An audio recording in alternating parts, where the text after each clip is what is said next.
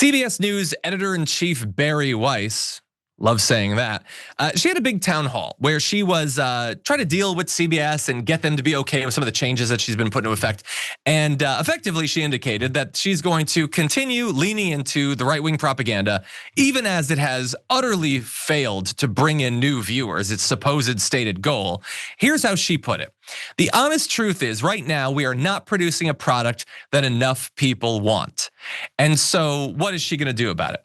Well, what do you know? Hire a bunch of conservatives. What I would label ideological DEI. They're probably gonna put it in a different way, but among the changes that were announced, the network will bring on 18 new commentators akin to US cable news powerhouses CNN, MS Now, and Fox, as well as steep staffing cuts to those who don't align with Weiss's vision for the network, probably politically or in terms of Israel or whatever. The new hires include conservative podcasters Niall Ferguson and Patrick McGee, and others like physician Mark Hyman, who has close ties to Robert F. Kennedy Jr., who has been controversial for scaling back vaccines, and he has some commentary in that area too.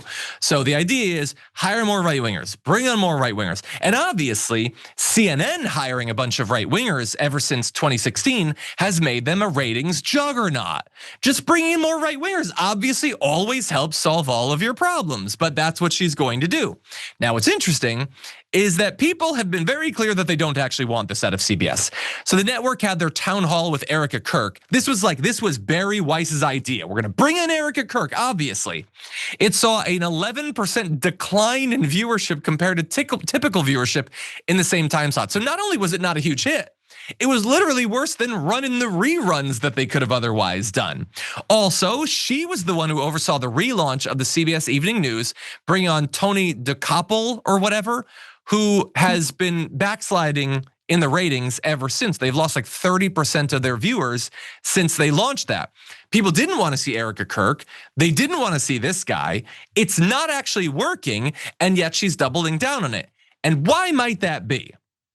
Is it possible that the end goal, the metric for success, is not viewers and it's not profit?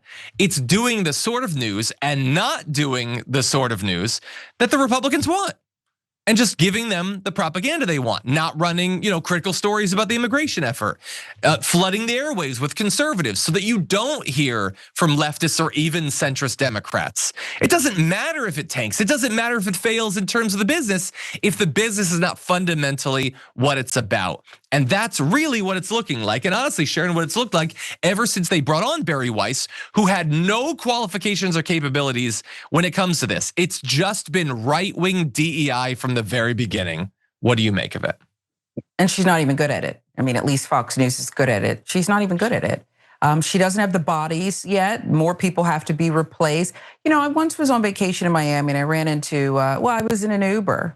And I just started talking like I often do, probably too much. And the guy said, I used to be in quality control and I would take over Burger Kings. And I said, the customer service must have been horrendous. And he said, yeah, but what I had to learn was you got to work with what you got.